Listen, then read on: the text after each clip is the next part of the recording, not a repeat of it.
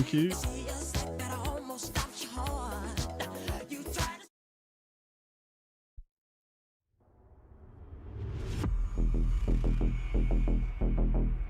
What's happening? I got a terrible echo my side. I hope you don't. Okay, I can fix it.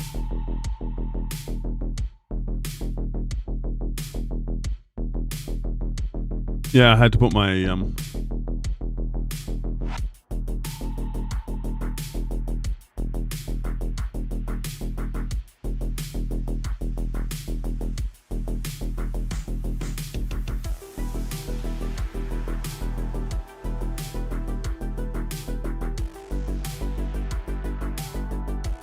right, tell me.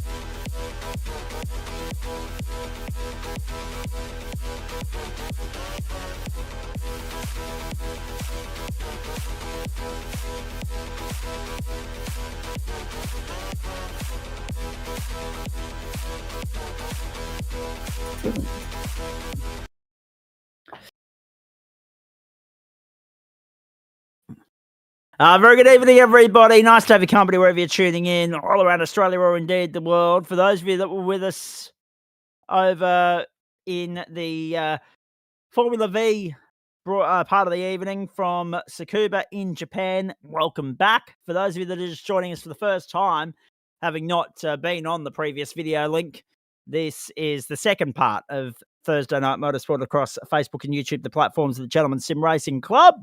Yep, we've completed our baton change. Matty Schmidtke out and onto the grid. And, of course, Andrew Neil jumping in. We have moved from Tsukuba to Spa. And if you're only just cottoning onto the fact that, yes, there are 2 separate links for Thursday night, that is going to be common practice throughout the course of the season. Normally, it's a combined all-in broadcast, both of our servers, both of our categories. But, of course, with 2 different producers and directors, the baton change requires us to run these across 2 separate YouTube feeds as a split broadcast situation. Not much we can do about that. This is round 6 of the GSRC Porsche Cup. We are bringing you the open split tonight. We are doing so from the circuit to Spa-Francorchamps. To update you on what the... That's all right, Neely. I was going to say, if you want to leave the elite split there for a minute, I can let everybody know what's going on there. Only 25 points between first and second at the moment. Sam Chapman to Willie Blair on the back of a very interesting night at Donington Park last week. Let's be perfectly honest. And then Willie Blair on 486, 9 points clear of Craig Bond. John Akers, 429 and 402 for Paul Wood. We'll hopefully have the results from their race a little bit later on tonight here in our post-race show for you, ladies and gentlemen. In the meantime, the open split looks like this. Adam Lavis has got a clear advantage at the moment, 42 points over Sean Benici. Then Paul Wilson, 446. Joel Hansen, 405. David Baz, 387 and 382 for Eduardo Zamora. Luke Wegener, Alan McDonald, Shane Beaumont and Tristan Koch make up the top 10. 175 points covers the top 10 at the moment. Last week, Adam Lavis scored the round win at Donington Park. 2 different race winners across the course of the evening, and 2 of the top 10 failing to finish the second heat. The great equaliser, of course. The wet weather we had there at Donington last week, and the pandemonium that we had in the invert, and also the elite opening sprint was chaotic as well. So we had plenty of carnage, plenty of action. We wouldn't have it any other way. Going around the grounds for your first time tonight. 40 minutes gone in Canberra, the nation's capital. Dolphins 22 lead Raiders 16, round 12 Thursday night NRL for you. And of course, Hawthorn at halftime lead Adelaide in Thursday night AFL for you.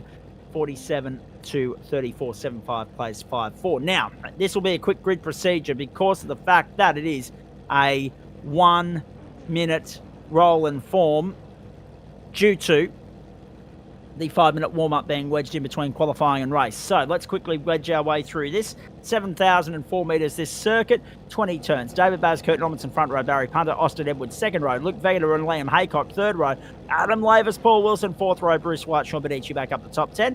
Justin Kahir, Kelly McLaren from 6th. Lee Peckham, Joel and Hansen from 7. Tristan Koch and Edward Rollo from 8. Jake Kalman, Alan McDonald, Shane Beaumont. Then Gage Lawrence, Jordan Pianazzola, Travis Azzopardi, Stephen Gallacher and Aaron Bryan make up the field. Travis is, of course, not in the race.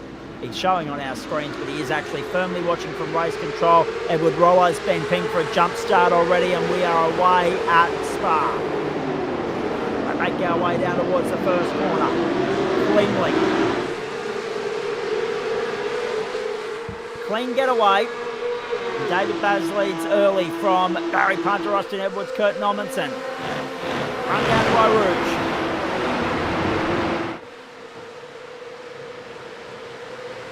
And up the Camel Straight for the first time. Already slow down, being handed out left, right and centre. It could be a little bit of trouble further back. We know what the Porsche's like, the pogo stick reputation that it has on the run down there.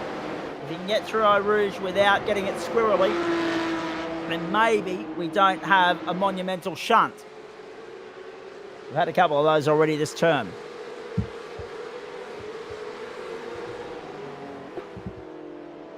Down to the bottom of the circuit. Baz the lead up, and Punter, Edwards, Wegener, Normanson, Lavis, Kahir and Benici. Peckham, McLaren, Koch and McDonald take us through.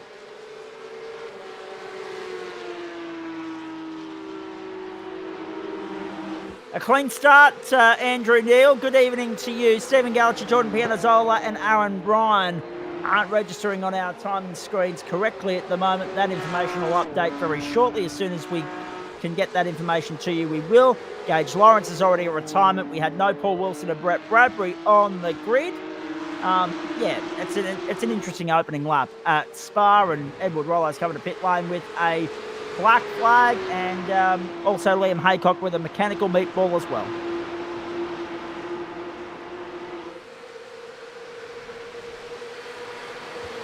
David Baz has just checked out. Look at that, nearly 2 seconds to the good on the opening lap.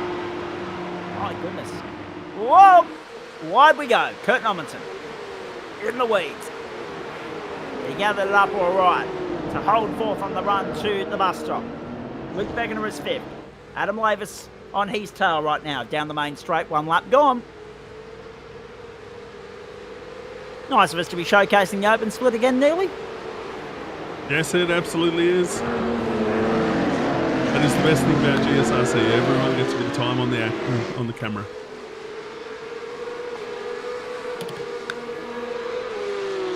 Even you. Well, I try not to. It's always for the wrong reasons. I was going to say, Greg Heaty told us that we should mention Sebring Monday night just because it'll be funny, but I won't do that to you. I won't do that to you. You can mention Sebring. Oh dear. It was just nice to see a Chev out there, to be honest with you. My goodness. Rightio. 3 minutes gone. Here's a 40-minute race for you, ladies and gentlemen. See?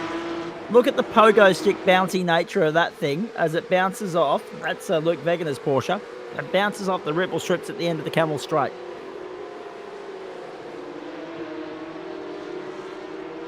Stephen Gallacher yet to correct on our timing screen. Jordan Pianazzola also not yet corrected on our timing screen. So all of that is going to change very shortly for you, ladies and gentlemen. We do have a total of 21 out there. Liam Haycock still showing on the tow rope. It's a long tow around here as well. 7 kilometre lap. The longer the lap, the worse the tow. The heftier the invoice. Oh. Memo to me, don't knock the mic stand off the desk. Next week, thankfully, I'll be back with the more sophisticated equipment in the booth with the wireless headset. Looking forward to that. Don't knock yourself out of action. It'll be a very boring stream. Listen to my one-word answers. Okay, so Matt Schmidtke has not jumped in to have a steer tonight. He said Andrew likes to showcase his reverse kickflip skills on the broadcast. I've done it a couple of times. The pile on Andrew Neil night. There you go. I'm used to it. If you give, you get. True. Yeah, you give with the best of them in the comments section. There's no doubt about that. And we love it too. We love the interaction we have with so many of you tuning into our broadcast in the comments section. We hope you'll stay for the course of the journey tonight, right through until the checkered flag waves, and then beyond when we go into our post-race show as well. As I said, next week we'll have the expert comments of Grant Boyden in our Formula V portion of the evening. Liam Haycock, that's what happened there, and he had company because there was somebody off in the weeds in the kitty litter on the left-hand side as well. We'll have another look at that for you. Here it is. That was Bruce White being helped out the other side. Oh, is it a rental? Drive it like you stole it. Adam Lavis is in trouble. Adam Lavis is in trouble. I'm not sure you're going to be able to identify where Adam Lavis is on the racetrack. That looks like packet loss to me. Unless he's going to drop back in at some point. Off track goes Kurt Nommensen! Nommensen's gone! Kurt was running fourth. He now drops down outside the top 10. There's something in the water tonight. Lavis with the mechanical meatball. And also, obviously, the packet loss. It's catapulted him to pit lane. His hopes have been dashed.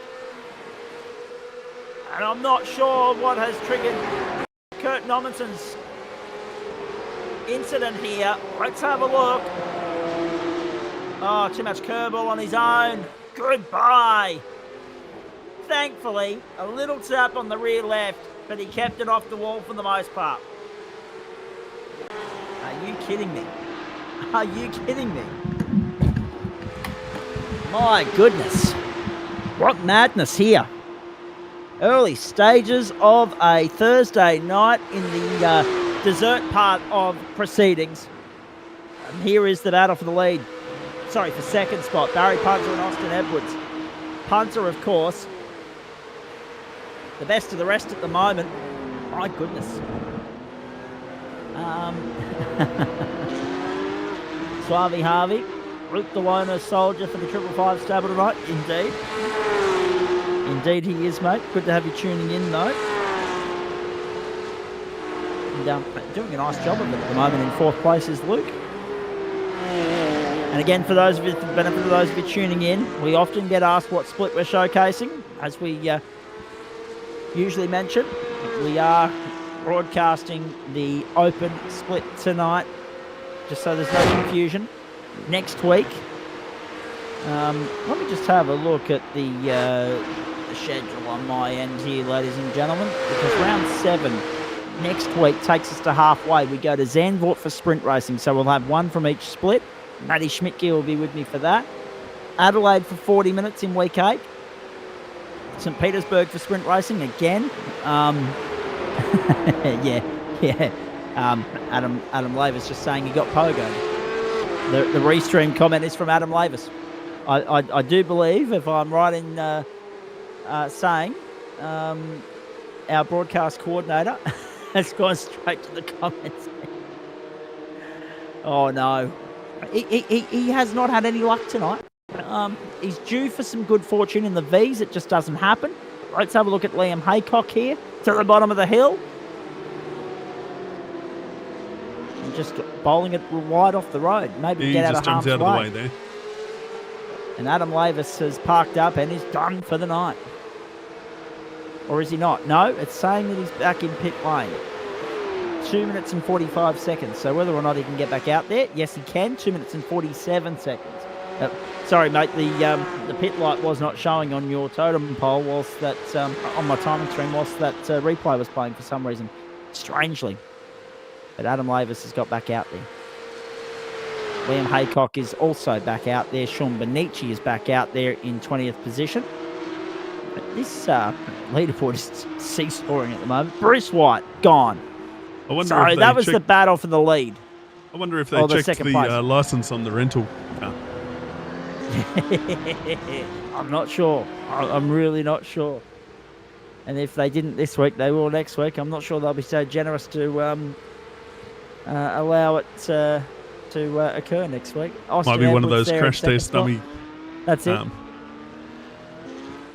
One-time only offer. Sorry, the car didn't come back in one piece. Take your business elsewhere, please and thank you. 2 minutes 20.919 for Austin Edwards past the love of the race. Bruce White off the road again. Geez, there's a lot happening out there at the moment. So Baz, Edwards and Punter, the top three. Regner, McLaren. Baz has got a slow down to serve. That's the first one of the night. And the margin will diminish down below 2 seconds for the first time in a while as Baz takes us to the end of the Camel Straight. That made things really interesting because Austin Edwards has closed right up to within a second of David Baz. So again, it could be a case of snatching victory from the jaws of defeat and vice versa. Baz, Edwards, Punter, then McLaren, Wegener and McDonald, the top six. Peckham, Kahir, Gallagher, Kosh, Hansen take us back to 11th. Aaron Bryan is 12. All of a sudden, Austin Edwards has got a sniff at the lead here. And we'll welcome that with open arms. David Baz is going to have to avoid... Oh, no. Oh, jeez. I tell you what, that was ambitious. I'm glad he thought better of that. Too wide into Puyong is not necessarily recommended, especially in a Porsche, given the nature of these cars. So, if Adam's saying he got pogoed and has got back out there, obviously, and is racing around, he's the better part of 3/4 of a lap down on everybody else. It looked like packet loss to me. But then again, there was no off-track alert. So, if he's saying he got pogoed, is there something on the replay file to suggest, yeah, here it is, Eau Rouge. Oh, no. Bang. That's a big one. That's a massive shot. And he got smashed into... Oh, no, that was the Whiskey Business entry. That was the Whiskey Business entry. That was Sean Benici, I think. That might have got into the side of him. We might need another look at that to see if that was Benici or not. There's Adam. The car behind him is the one you're looking for, the Whiskey Business car. Bang. Oh, 999, yeah. Sean Benici. All right, so Adam Lavis has been chucked off the face of the planet twice. He got shafted by the typical nature of Eau Rouge and pogo sticks. And then, unfortunately, because there was nothing he could have done, nothing Sean Benici could have done either, Benici would have been arriving on scene there blind, reaction time minimal, and he's got stuck smack bang into the side of Adam, written the car off. And no point limping it back to pit lane. Lavis is going to have to go around and consolidate something out of the night, and maybe it'll end up being a drop round. Here we go. Austin Edwards to the inside for the lead, no. But yes, on the exit, because David Baz has bowled it wide. And we'll get a slowdown just to add insult to injury. Nathan Michael. Do a front left suspension replay on Mav's exit, he reckons. That'll be well worth the price of admission. If Andrew Neil can muster that up for us, we'll find out. Off track goes David Baz again. Oh no, it goes from bad to worse for Baz. He now loses out. Paul Wilson now showing off the road as well. My goodness.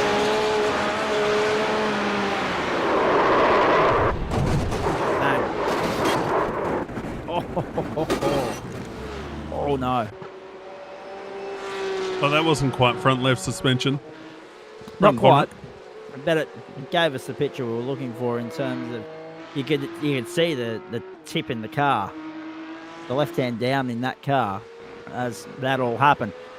Hold on a minute. What happened? And Bruce White to pit lane. What happened with Austin and Dave Baz?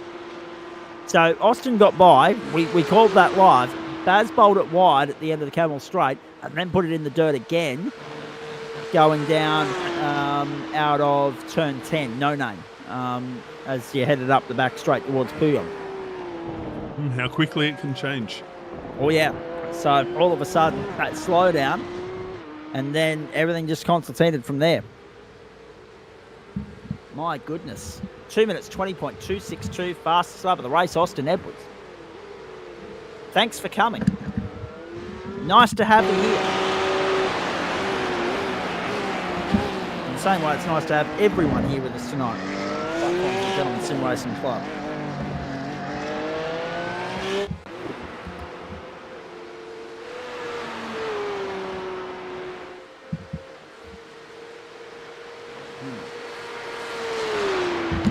That'll have to do. I think I might have finally realised what tripped me up last night. There's a little button here that if I bump it with the phone, it wants to shut the computer down. Happened during the post-race show last night, and I've just bumped it with the phone again because I thought I can be a smarty, you know what, and put the she's a unique beast. This car, says Nathan Michael. He's right about that. Well done on the supercar result too last night, mate. I thought, oh yeah, that'll be handy. I'll put the phone in view so that I'll sit it on the laptop. It'll be right. No, can't do that without it leaning on buttons and causing all sorts of havoc. 2 minutes 20.262. Can't wait for next week. I'll have my usual desk space back to myself next week. But thanks to Mum and Dad for letting me hijack their shed again. This is the worst. I think he means car on the service. Travis has a party. Good evening to you. However, picked that up beautifully. Thank you. I would argue that this is one of the tamer Porsche races we've ever seen in our lifetime as well. We're going to have to earn our keep the hard way tonight in this feature. Haycock to pit lane. Cannot wait to hear from Chapo and get his intel on everything that's played out tonight. Get his thoughts on the Vs and, of course, the Porsches. We've also got an explanation as to why he was MIA from last night and the second race of the Toyota 86s too. I'll let him shed some light on that for you a little bit later on. In the meantime, Chapo may well have given me the quote of the season earlier in the day, and it's still applicable here because if things don't go well in the Porsches,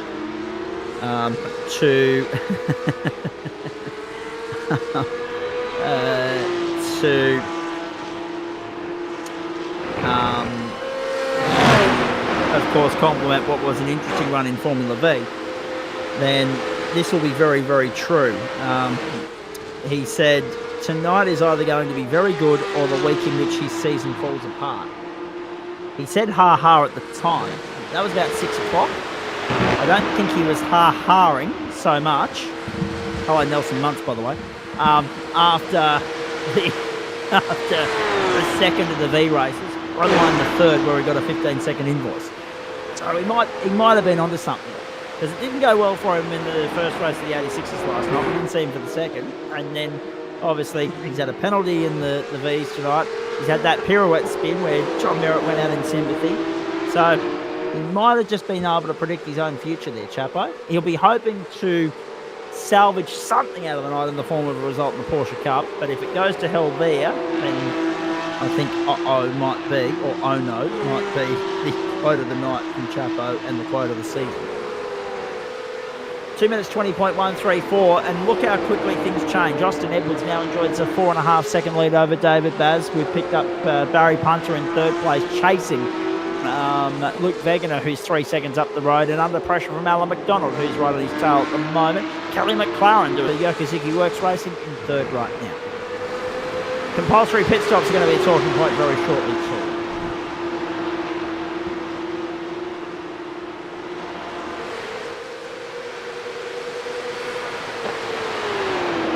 Varying interesting comments coming in with regards to the Porsche Cup car.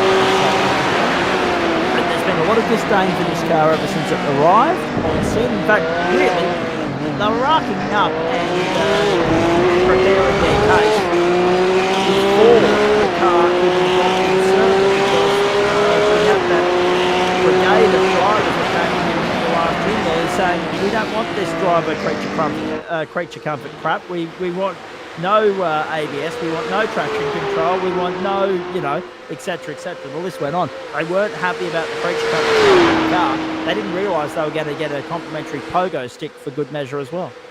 I actually think the creature comforts thing died off and people have come to accept it. It makes for a nice car to drive. But pogo stick, yeah, it's a different beast. Got to drive it very different. There is Austin Edwards. Comfortably in control.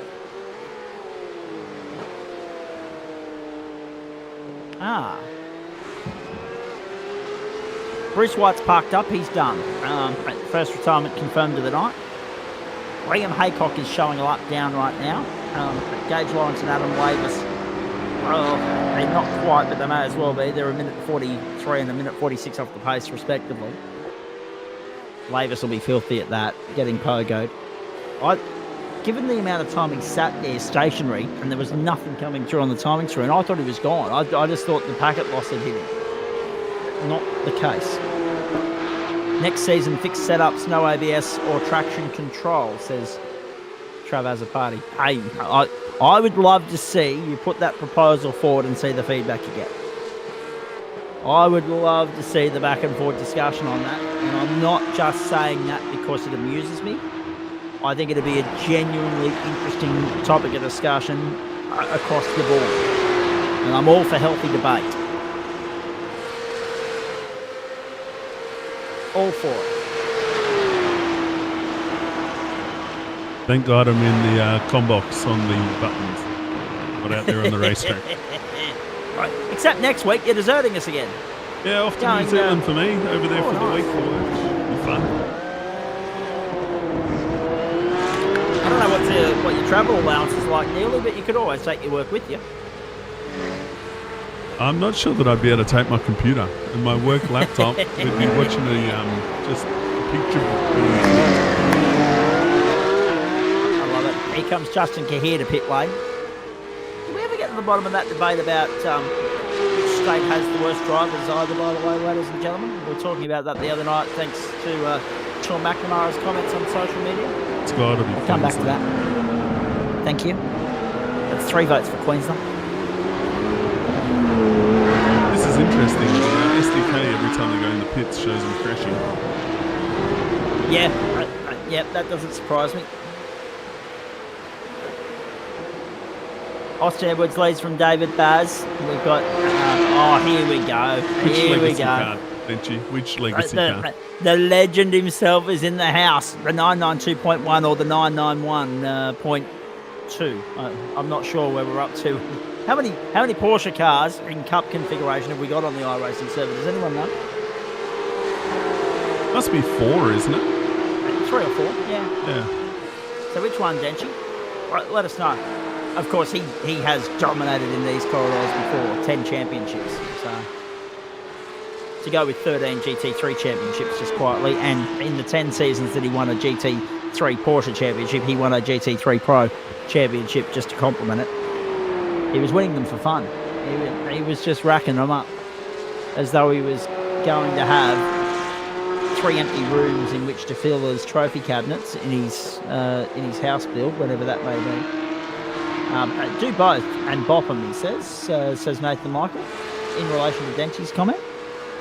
Well, that was the thing. I did put the proposal forward. Barry Punter off the road now and drops down to 10th. I did put the proposal forward when everybody was moaning and groaning about it, right? Any of them are better than this current one, says Tim. I reckon you get full support from Ben Pedersen for that comment too, by the way. But it's interesting, right?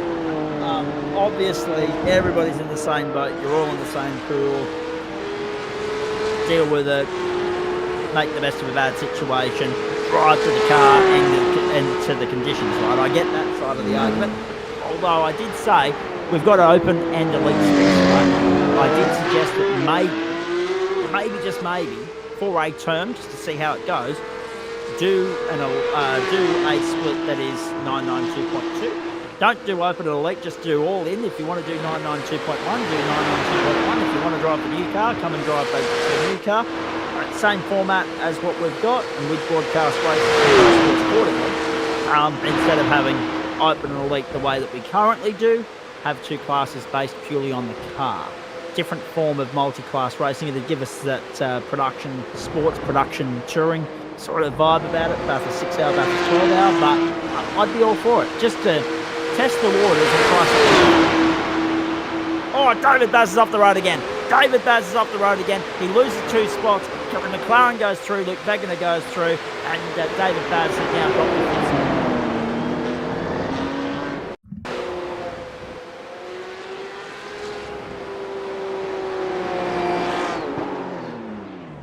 the loop-de-loop. There's just a little puddle on the inside of that curb, I think. Pulled up a couple of people now. Yeah, but now we did have rain for qualifying as well. And then the track dried, we got into a dry-ish warm-up session, but as you say, there is marginal amounts of water still somewhere around the circuit tripping people up. The smallest amount, but it is a mostly dry track. I apologise, folks, we'll type the time off the top there. I didn't get to track and weather conditions. You know about the track, 7,004 metres. We're 11 laps in.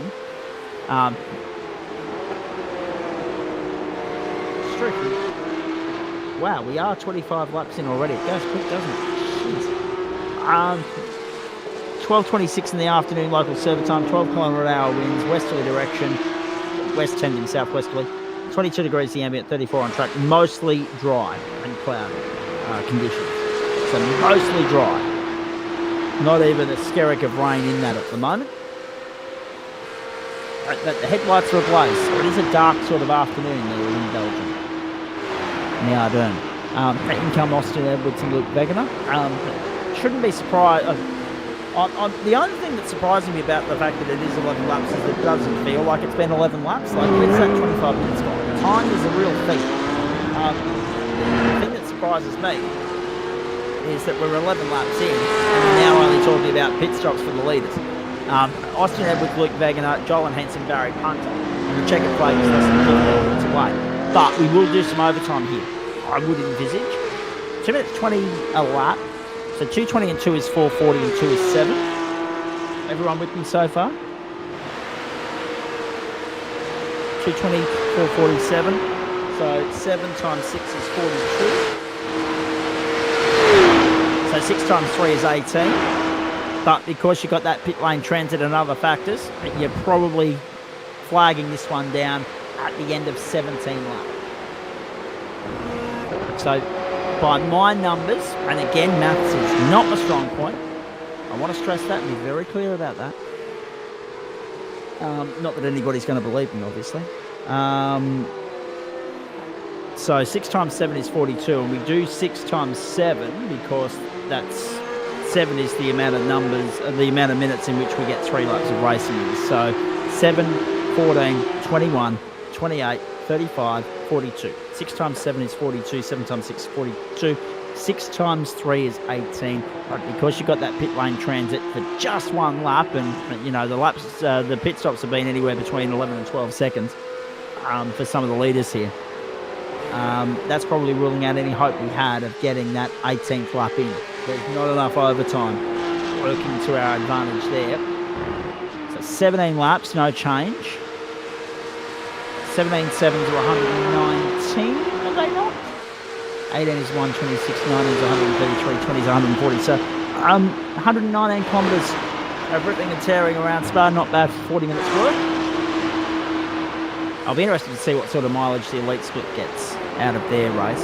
How much faster the times are there, if at all. Kelly McLaren to pit lane now. And so too Alan McDonald. And we're nowhere near having cleansed the field just yet. About half and half. Those that have stopped compared to those that are about to or need to. David Baz goes on for 13th lap. 1, 2, 3, 4, 5, 6 more, 7 more cars beyond the 2 that have just entered the lane. Still yet to stop. Paul Wilson showing down in 21st position at the moment, but what's going on with PW? Can we check in with him, please?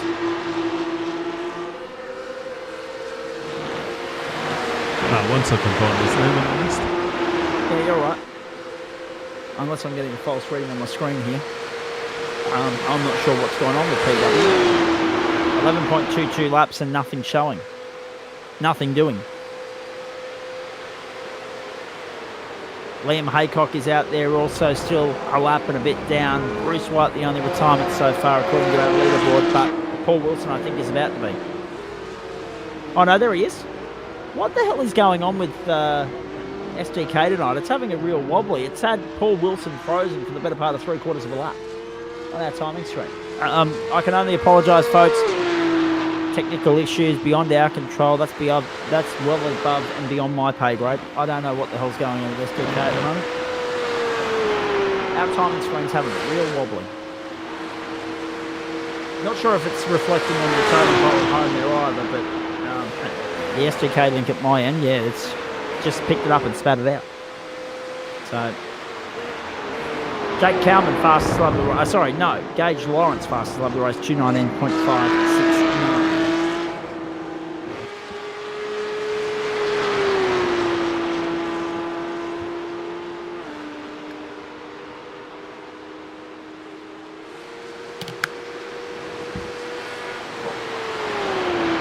Don't forget, folks, massive weekend this weekend. Indy 500, Coke 600, Canadian Formula 1 Grand Prix. Let's hope for a win for Oscar Piastri, of course. And we've also got... Now I've drawn a blank. I know there's some other stuff on this weekend. Yes, that's right. First day of the French Open from Roland Garros on Sunday night. You'll see that on Channel 9 via 9 Gem on 7 Eastern. We've already had the FA Cup final. We've already had the UEFA Europa League final. Geez, I'm struggling now. From a motorsport standpoint, though, I'm sure there's something else on this weekend aside from the big three. Oh, yeah, that's right. The taxis down in Tasmania. That's right. I knew there was something else. EPL final day. Well done to Arsenal, of course. And the countdown to State of Origin continues in the lead up to next Wednesday night.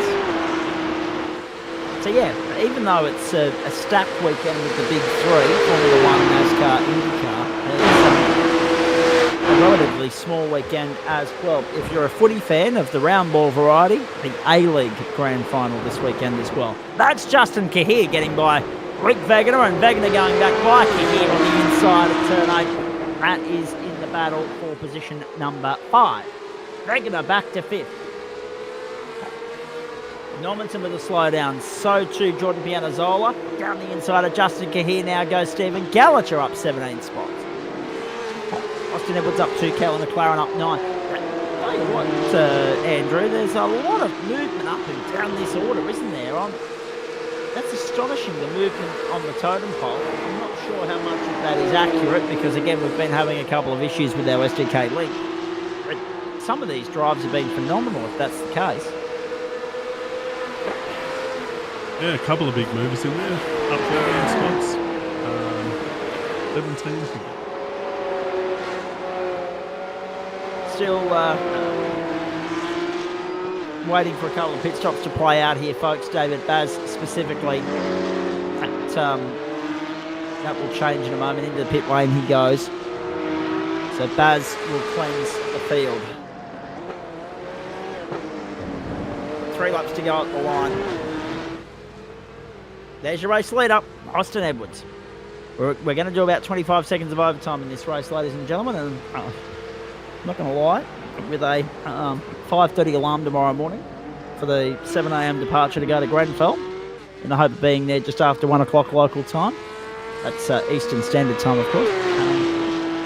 I'm not disappointed about the fact that we've only got 7 minutes to go here. The prospect of an early finish and departure and wrap up and all that. We had the question come through earlier with regards to rain. Doesn't look like we're going to see any. And even if we did, it's not going to arrive quick enough, intense enough to make a difference on tyre selection and the outcome of this race. But we did have wet practice and qualifying. And we did have a dry warm-up. So, unlucky. I don't mind that necessarily, though. I mean, it's one thing to say, oh, yeah, the race is going to be wet. But I like it when we throw the spanner in the works and say, righto, we're going to set a dry weather race grid based on a wet weather qualifying session.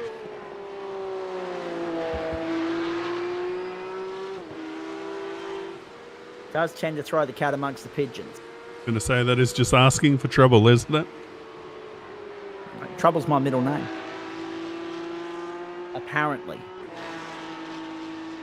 Depends on who you ask, of course. I'm sure there are other words that are attributable to me as well, but some of them aren't safe for broadcast at this time. They will be in about 4 minutes, though. Austin Edwards, Kelly McLaren, David Baz, Alan McDonald, the top 4 here. That's how your leaderboard looks. Black flag, Liam Haycock. And as he's trying to make his way back to pit lane at the moment, and he's got an into the point limit that is exceeded, and that will do it. He is pushing on, but he's going to have a drive through to serve. Oh dear. Going around the grounds for you. Dolphins 24, Raiders 16. 24-16 Dolphins Raiders. And Hawthorn walking away with it in Tasmania. 9-8-62 to 5-7-37 over the Adelaide Crows. Here at Spa, meanwhile, it's been all Austin Edwards tonight. All his, all night long.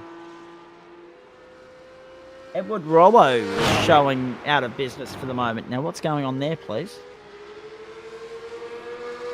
Doesn't look like. What's... Who? Our totem pole is having a wobbly tonight, isn't it? Yeah. It's having a real wobbly. Because Ravis is still out there. Lawrence is still out there. Cowman's still out there. I apologise, folks. I'm not sure what the hell's going on. Not much we can do about that. Because I looked at it and thought, Edward Rollo's still out there. That's rubbish. Maybe it's just hemorrhaged at the baton change tonight. The old SGK time. It shouldn't have, though, because I loaded in fresh. So. Well, that's right, exactly. But something ain't right. Oh dear. Good solid warm-up this for some of our pro elite split competitors, and we'll get the results from that for you shortly, folks, with a view to the next round of the Pro Invitational Series, which is next Wednesday night from the Nürburgring. Next stop for this championship, of course, Zandvoort in the Netherlands next week. So a European doubleheader next Thursday night. I'm looking forward to St. Petersburg, week 9. I think that'll be absolutely top shelf. And the GT3s are there in the next couple of weeks as well. The all-important ingredient, we hit that critical point next week, that marker in time where the drop rounds come into the equation nearly. I can't wait to see how it all plays out, how it balances out what the picture looks like across all the championships with regards to who's a contender and who's not once we get there. I'm just hoping I can be given a couple of extra drop rounds. Invoke some sort of broadcaster privilege? Exactly. I love it. Who do I need to pay? The same bloke that's in charge of the points matrix. I would love to say me, but I have absolutely nothing to do with it whatsoever. That's the same bloke that keeps putting me up to pro. Correct, yeah. Yeah, exactly. So, what do you reckon your chances are of that, Neil? 0. Yeah, correct. And it's funny because we were talking about this earlier in the day, Bright and I, with regards to drivers that end up having a stint in the naughty corner and other things like that, right? I love that we have a judicial system in place whereby it doesn't matter who's running the show, who your friends are, who your enemies are. It's friend or foe, everything's by the book, and everybody's held to account the same way. You're right. There is definitely a puddle of water. There is definitely a puddle of water through turn 8. I only just saw that for the first time tonight. This race has been going on 39 minutes, and we are on the final lap. And that's the first time I've seen the puddle. But it is looking distinctly darker than what it was a few moments ago. David Baz is on the limit and in the dirt again. He was trying to find his way back to second in the closing stages. It's not going to happen for him. What a good recovery up until that point. Is there rain actually falling at the circuit, or is that deceiving us? I have no idea. That was really bizarre. But yeah, it's mostly dry, but that puddle looks bigger than what it was previously.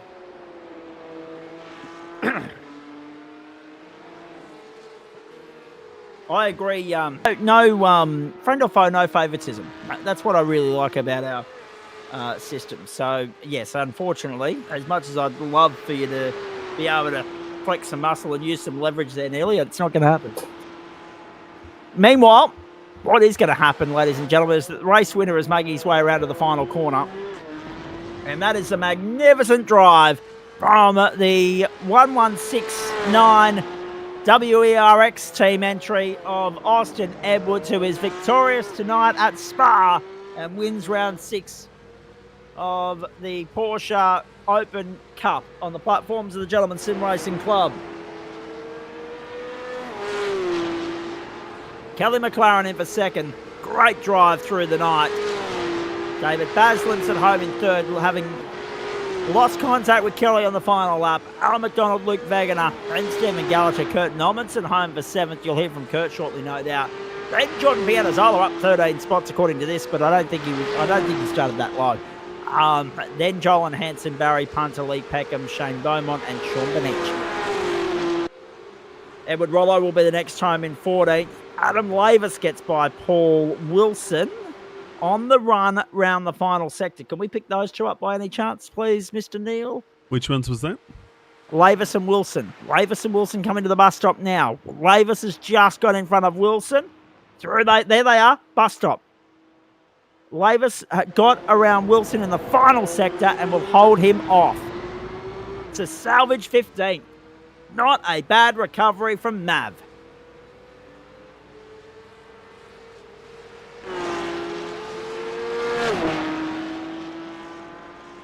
Now there are two indiscrepancies on our timing screen at the moment. It's telling you that Kurt Nommensen hasn't completed a stop, and it is telling you that Sean Benici hasn't completed a stop. And I'm willing to wager that is just one of those little tech glitches that's being caused by an ongoing issue that we've had with regards to SDK timing for the balance of this 40 minutes, ladies and gentlemen. So bear with us on that. We'll get to the bottom of that very shortly. That didn't feel like 40 minutes nearly. No, I don't that know if went that's very a quick. reflection of my fatigue or, yeah, that just felt very quick to me.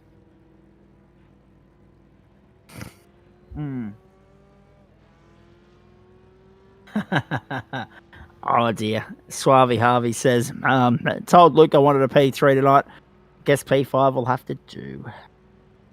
Sean Benici just confirming that he did stop and used his fast repair as well. So, yeah, there are, as I said, folks, there are some tech glitches. Positional gains and losses probably part of that too. So don't read too much into any of that just at the moment. But what we can confirm is the results will come up on your leaderboard as so. And we can confirm top 5, 6, 7, 8, 9, 10 are all correct. All correct, but a lot of the little intricate details may not be so. 11.2 seconds to winning margin. That is a drubbing in anyone's language. That is a smashing from Austin Edwards. He's here to have a chat with us in just a moment. In the end, if we scroll over the page, we can tell you that Justin Kahir failed to make it to the finish, but completed 75% race distance. Liam Haycock failed to finish. And Bruce White was the first retirement of the night. Now, I just need to confirm with regards to the fact that we went 17 laps here. So let's repeat, 17 by 7,004 metres. 119.068 kilometres tonight, if you don't mind. 119.068 kilometres. And just confirming that minus the 25%, 12.75. So I stand corrected. Liam Haycock would actually be classified based on 75% race distance requirements. 17 laps, 75% of that is 12.75. Completed 13.04.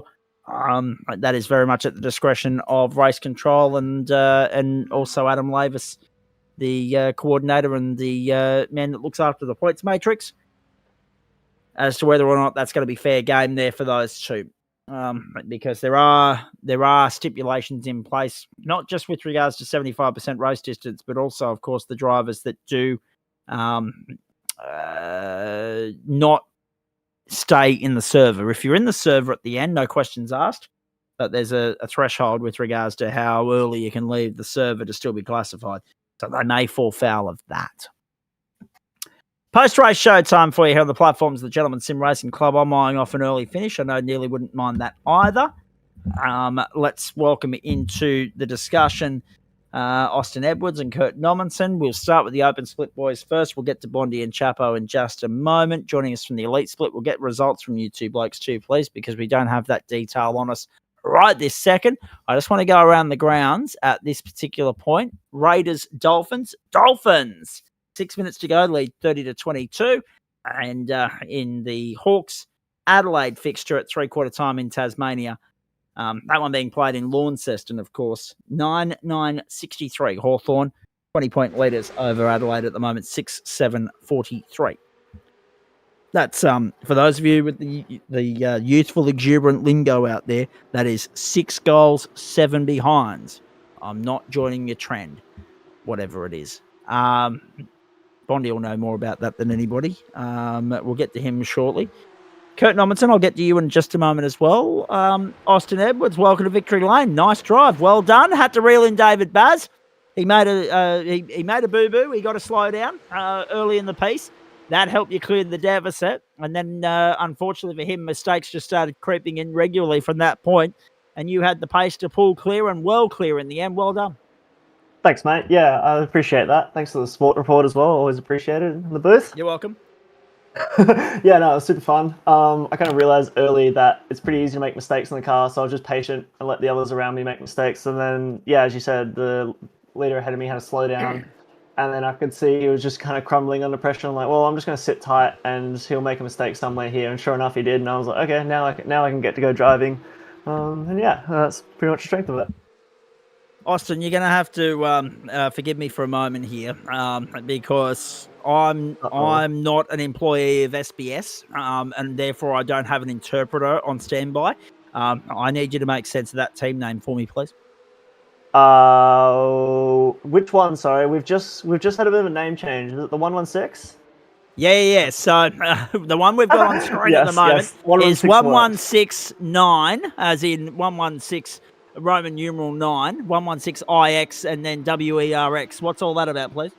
It was just a number we came up with between me and my friends. We're like, we need a team name, and then we kind of bounced ideas around, and then that was the one that kind of was the middle ground in all our ideas. So nothing particular about it. The only thing that is particular, I would say, is the fact that it's 116 is 911 upside down, and since we're in Australia, that's what makes sense, right? 911 upside down. Well, actually, that's. Can we be political for a moment? Always, mate. Always. You mentioned 9/11, right? And obviously, as soon as you mention 9/11, for some reason, our mind goes to the Twin Towers, which was 9/11 for the United States, because that's the way they read their dates, right? They go month then date of the month, whereas we say, well, it was actually September 11, and it reads 11/9 for us. I meant the car, mate. The Porsche 911. Yeah, you meant the Porsche. Okay, yeah, good. Right, so okay, so and then the IX on the back end of that, and the WERX. Let's go continue with the and by the way, ladies and gentlemen, I didn't realise until I'm looking at the hometown here, there is a Denmark that is not the country. It's in Western Australia. There you go. Put that on the tourist map, ladies and gentlemen. I'll get to your comment there. I am going to get to your other comment in just a moment on that, so that everyone at home is just seeing now for the first time as well. Viewer discretion is advised when we go there. However, geez, that's throwing me off. What we're talking about? Yes, team names. So 116. I get that. 911 upside down. Right, that's fine. If you flip that around, that makes sense. The 9 in Roman numerals, the IX, and the WERX. Where does that all stem from, please? So the IX isn't actually a 9 in Roman numerals. It's supposed to the 6 is supposed to act like the S, and the IX is supposed to say 6, if that follows and that makes sense. And then the works is I think with it spelled ERKS is factory in German, and we just decided to double down on the X and just run it like that. Because I've never had more trouble trying to spit out a team name in all my life, so I had to have you explain it for us and everybody at home. Not what we wanted, but that's okay. I'm just having a look at the clock here. It's 9:41 on the East Coast, 7:41 on the West Coast, so we can get to your other comment as well, but we'll do that after we talk about the race itself. But really, simplistic once you got to the front. You bolted clear. Clearly the car was hooked up. The driver and this circuit gelled well. Yeah, no, it was good. I think once I pulled a 5-second gap, I'm like, all right, I'm just going to back it up. I don't think I've got any incident points, so I'm going to keep it that way, and we're just going to Sunday drive it home. And that's pretty much what happened, so it was quite nice. Must be nice to have a night that just, you can go out, you can tick all the boxes, and it be so stress-free. Definitely. Just a nice, cruisy Thursday night stroll. How are you enjoying, because we've always got, particularly in the last 6 months, mate, the comment thread lights up deluxe. Whenever we mention the 992.2, whenever we talk Porsche Cup racing, there's a lot of discomfort, disdain for this car at the moment. The fact that it's a bit of a pogo stick. There were a few people that weren't necessarily 100% thrilled with the onset of the driving creature comforts, all that sort of stuff right at the start of the campaign. So it's been a tough initiation for this car in the iRacing universe. How are you finding it? Are there still things that you're sort of trying to wrap your head around, or are you happy with where you sit with it? Oh, mate, you're definitely asking the right person, because I have a big gripe with the ABS and TC on the Cup cars. There we go. Yep, I just really love the old Cup cars. This is actually my second time driving the new Cup car, and I think the last one was at Red Bull Ring. And I had tried driving it previously at Adelaide at Bathurst, just in a test drive, and I was just like, I don't know, I don't really like it. It's really bouncy. It just kind of feels numb. It kind of feels boring. It's like it's basically just another Ferrari challenge car. But then I drove it at the Red Bull Ring race a few weeks ago, and I was like, oh, hang on, this car drives really good. And then I've had a few busy weeks and haven't been able to get back. But seeing Spa on the calendar, I was like, yes, this is me. I love Spa. I'm going to have a great night. And you can only hope that it's the start of a real purple patch for you as the rest of the season plays out, mate. I mean, obviously, Adam Lavis will be crunching the numbers for us very shortly. Another driver happy to see the back end of the night having fallen foul of that pogo stick, the championship leader. And that was another interesting plot twist in the narrative here, the fact that it was the championship leader that fell foul of Rouge so early in the piece. Makes it difficult to bounce back from there. But let's talk about, I'm just having a look down through the leaderboard, because when I ran through the top 10 tonight, we didn't mention your name. How wet behind the ears are you as far as this car and this series on the platforms of the GSRC are concerned, please? Me? Wait, sorry, yes. you're talking to me? Yeah, sorry. Yeah, I'm having a look here, and you're down in 31st position, meaning we've only seen you in round 3. Where the hell have you been? That's what I mean, yeah. I was so... didn't want to drive this car. I was like, fucking boring car. It's got TC, it's got ABS. I don't want to drive this thing. Sorry, I think I swore on the live stream, mate. Anyway. That's all right. Keep going. Was like, it's whatever. And then I think I had a free Thursday night, and I was like, all right, I'll dip my toes in. And I really actually enjoyed it. I think the car responds really well to the weight changes and the transition. And I'm a big fan of the 911 GT3, and so it's basically like driving that, but you just got to back things up a little bit, and the way it just kind of rolls and balances, it feels fantastic. Honestly, I actually really enjoy driving it now. Austin joins an elite list of Hall of Famers that have dropped the F-bomb on broadcast on the platforms of the GSRC. I'm not sure anyone's ever done it. I'm not sure anyone's ever done it that early in the evening, and I'm not sure anyone's ever done it in their first appearance in the booth, Austin, but well done. You're ticking all the boxes tonight. Got to make a statement, mate. Now, we've got a sense of humour about it, and we can do, because we're past that threshold of 7:30 Western time, just talking with regards to the broadcast laws and regulations of this country. However, in saying that, let's get your thoughts. Right, so second appearance, you finally clicked, got the win. Does that bode well for the rest of the season? Let me rattle off some track lists here for you.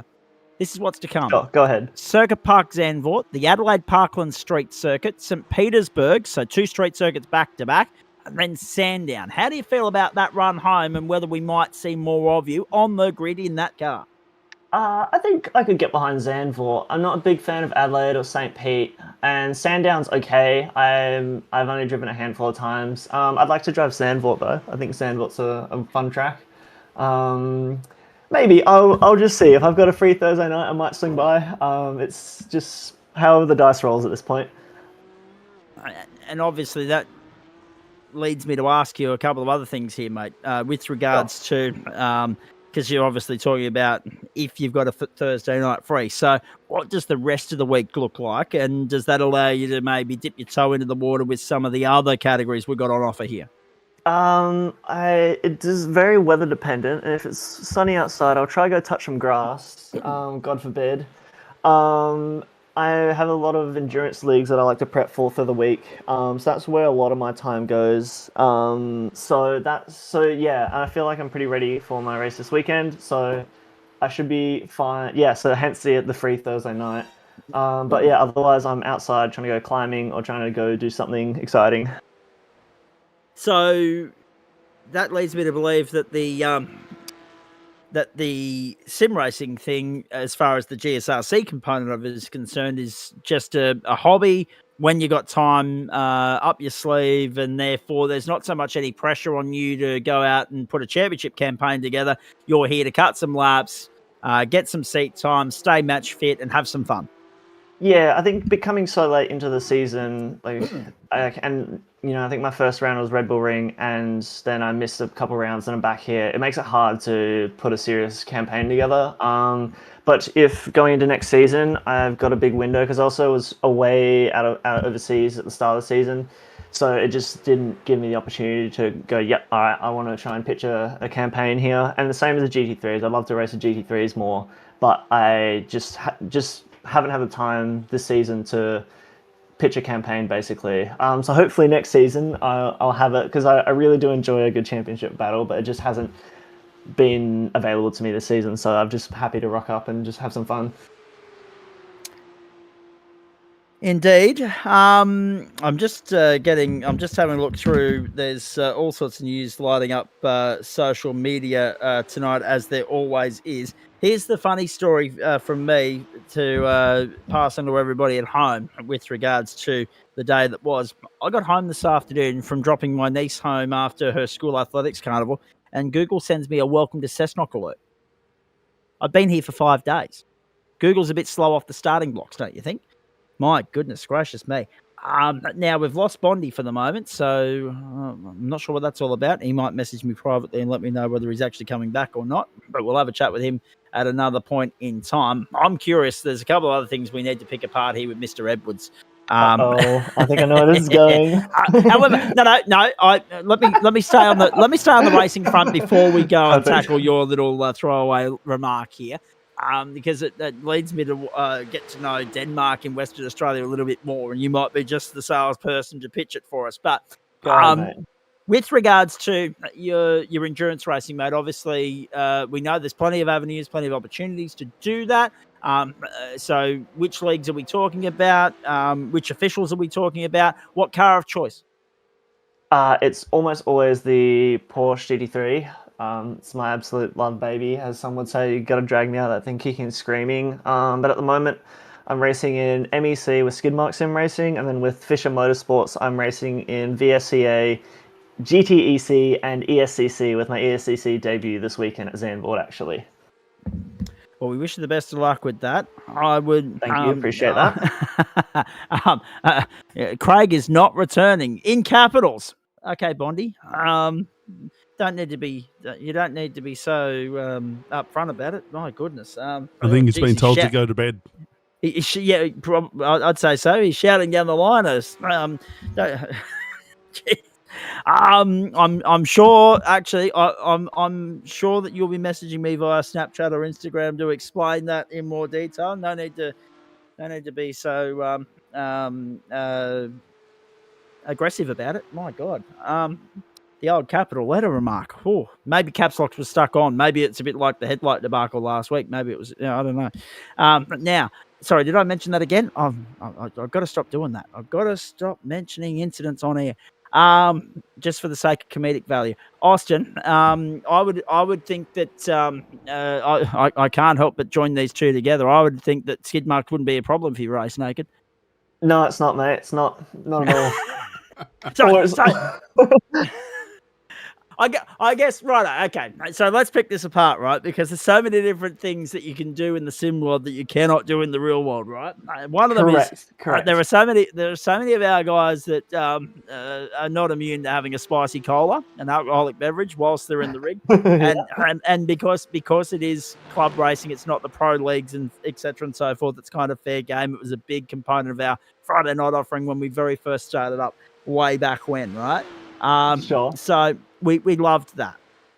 But you've just alerted our attention to something else that you can actually do in the comfort of your own home that you can't do in the sim in the real world. They'd throw you to the wolves and say never return, never come back, right? Yep. Just one sec. I'm coming back to you. No accident meant to leave and meant capitals, no bedtimes. That kind of has an understanding. And once you see the results, you can place everything together. Okay. So there was another comment in there, Bondi, as well. Oh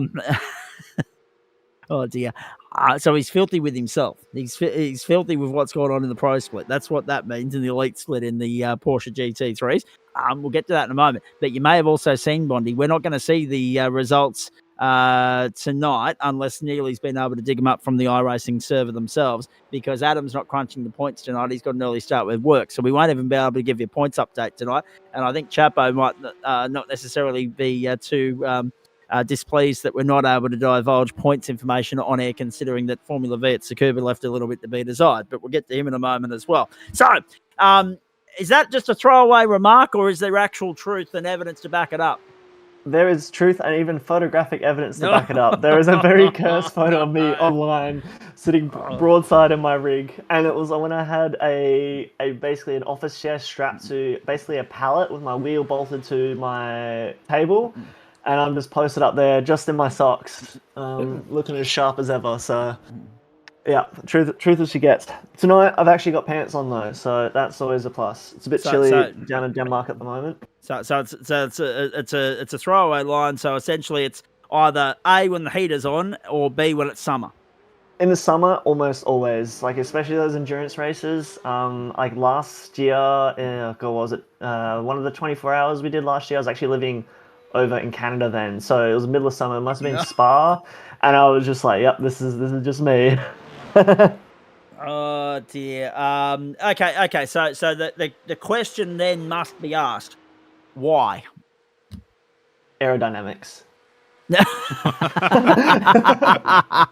No, it's just hot, and I have a theory when it comes to rock climbing that the less clothes you wear rock climbing, the more your fight or flight response is enhanced. So if you get your shirt and pants off, your fight or flight is going crazy, and so you're more likely to get up your rock. And I feel like it's got to be the same with sim racing, right? Pardon the pun. I get the feeling that Jordan Pianazzola is about to educate us in our inboxes, because he's dobbing you in here and he's saying, I've got that photo in multiple places. Yeah, probably on his fridge, in his bedside table. We are not able to show that on broadcast, obviously, ladies and gentlemen, but yes, Jordan Pianazzola throwing his teammate under the bus, but very proud of your win tonight, as well as you've seen from him in the comments already. The interesting thing in all that, I thought, actually, to be fair, my first thought was when you said that there must be some sort of nudist retreat or colony nestled within Denmark somewhere in the west of Australia. There are nudist beaches here. How's that for you? Does that count? Well.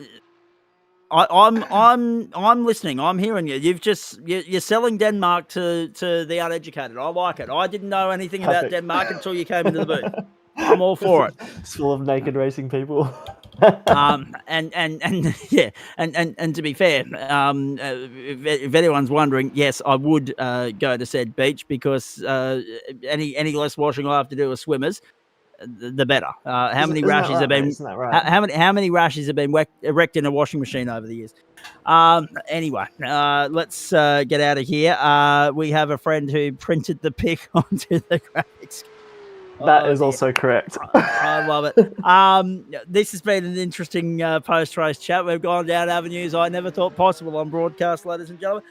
You've been a good sport. Yes, thank you. Appreciate you having me. You've been great fun. We look forward to having a chat with you more regularly whenever you pop up throughout the course of the season. You're always welcome back here.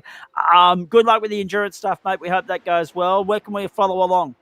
Through the Fisher Motorsports Instagram page, I'd say is my best bet. Is your best bet there? All right. Jump in the comment. Jordan might actually link it for us in the YouTube chat thread so that people can pay attention to that throughout the course of this weekend. As if we haven't got enough motorsport to keep an eye on, do yourself a favour and keep an eye on the boys in the Enduros. Who would you like to thank before I let you go? Who would I like to thank? I'd like to thank Jordan for always shouting me out in the comments. I'll stop talking before I say something I can't say on the live stream, so I'll leave you to it, mate. I appreciate your time. Oh, no. You've added more than enough comedic value to this post-race show. You're welcome back anytime. All right, well, I hope to see you soon then, mate. Thank you. Austin Edwards coming soon to the Perth International Comedy Festival. Thank you. Cheers, mate. Have a good night. Very nicely done. Jordan Pianazzola, though, we'll please explain a little bit later on from you as well, I'm sure. Very nicely done. Let's straighten up. Kurt Nomington, I don't know how you... You didn't bring him into the Zach After Dark. Well, actually, no. If he wants to stick around for no, he's gone. I was going to say if he wants to stick around for the post race show, which everybody knows internally in Clubland, it gets very spicy, very fruity. He's more than welcome. And Jordan's open to that invitation as well. In fact, I thought Jordan was going to wait around last night, but he saw himself out and messaged me about midnight. Kurt Nommensen, good luck. I don't know how you top that.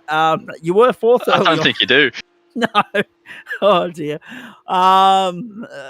Go to the nudist beach in Denmark, Western Australia, ladies and gentlemen. Tell them Austin Edwards sent you. That's all I can say.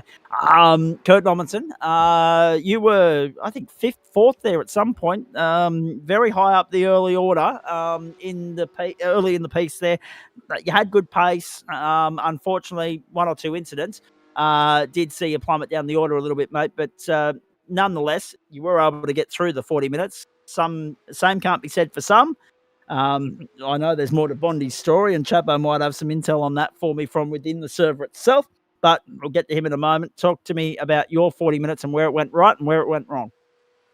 I definitely had a lot of good pace in the car. I was, once I had that little spin, I had slight rear wing damage, so it stuck it out for a little bit, got in the pits and just drove it to the end of the race, and just mainly focused on recovery from that point. It was just get to the end and get as many positions and points as I could for the championship, considering that I've missed my 2 rounds, and I was actually, while you were sitting there talking to Austin, I was sitting there working out my work schedule to make sure if I could finish all the rounds.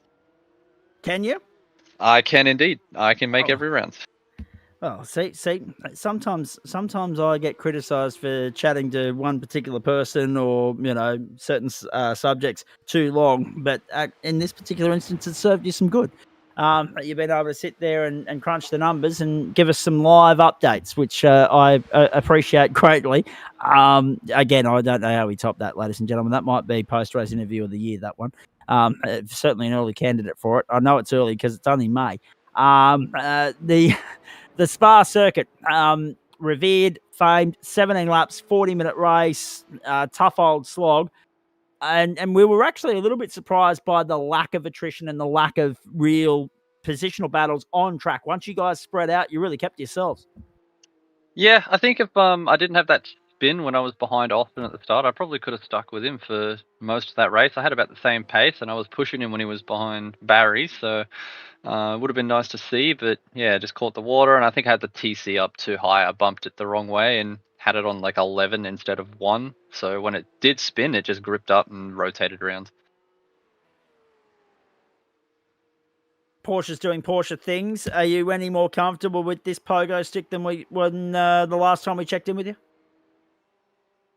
Yeah. I did a lot of laps the last 2 days just to get my head around this car with just the water on the edge of the track. That was the main thing, is seeing how it handled with all those puddles, and I caught it a little bit, trying not to drive into the rear corner of Austin's car and spun myself around.